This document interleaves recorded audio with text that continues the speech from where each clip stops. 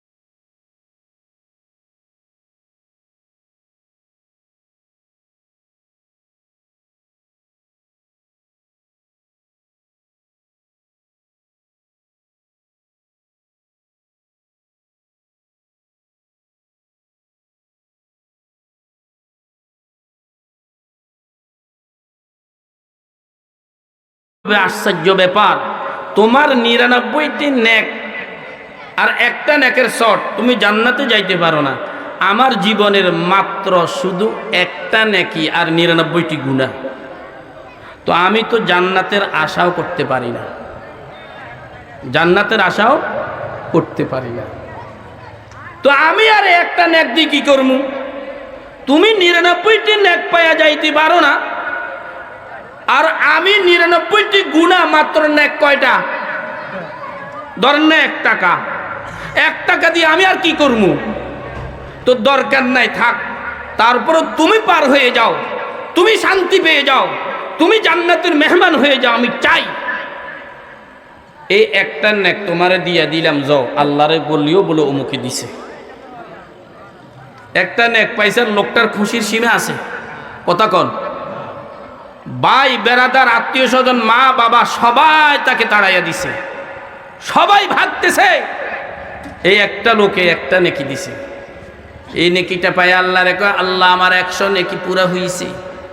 আল্লাহ তো সব দেখে, আল্লাহ সব জানে, এরপরও প্রেমের অভিনয় করে বলবে, কিরে বান্দা, এই কঠিন মুহূর্তে একটা নেকি তোরে কেড়া দিল, কেড়া দিল? তখন বলবে, আল্লাহ তোমার অমুক গোলামের 99টি গুনাহ, একটা নেক আছে। আমার জুবান দিয়া যখন শুনছে আমি 99টি নেক নিয়েও পার হইতে পারি না, এবার লোকটা আমার উপর দয়া করে কয়, আমার ঠিকানা তো জাহান্নাম ছাড়ার কিছুই না, এই একটা নেক তুই নিয়ে নে, তুই পার হয়ে যা, তারপর তোর শান্তির ফয়সালা হোক, আমি তো জাহান্নামে যাওয়াই লাগবে। আল্লাহ পাক রব্বুল আলামিনের দয়া, মায়া, প্রেম, মহাব্বত আর ভালোবাসার কুদরতি সমুদ্রের মধ্যে তখন ঢেউ খেলবে, জোয়ার এসে যাবে। আল্লাহ পাক রব্বুল আলামিন ওই লোকটাকেও ডাক দিয়া বলবে, আয় আয় বান্দা আয়, তুই তারে একটা নেক দিয়া দিলি, একটা নেকের কত দাম? লোকটা বলবে, আল্লাহ 99টি নেক নিয়ে পার হইতে পারে না, আমি একটা নেক দিয়া কেমনে পার হইব? এই জন্য তোমার বন্দা শান্তি পেয়ে যাক, তোমার বন্দা মুক্তি পেয়ে যাক, আমি তাকে পার কইরা দিই। ঠিক আছে, তার একটা নেকের শট আমি দিয়া দিলাম তাকে পার করার জন্য। আল্লাহ কইর, বান্দা এই কঠিন মুহূর্তে সবচাইতে দয়ার সাগর আমি আল্লাহ, তুই যখন দয়া দেখাইতে পারলি, তোর এই দয়ার কারণে আমি আল্লাহ তোকেও জান্নাতের মেহমান বানায়া দিলাম। আনোয়ার শাহ কাশির রহমতুল্লাহ আলাইহি বলেন, এই লোকটাকে একটা নেক দিয়ে দিছে, দয়া করেছি 99টি গুনাহ নিয়ে, এখন সে একটা নেক দেওয়ার কারণে সে এখন জান্নাতি হইয়া গেছে।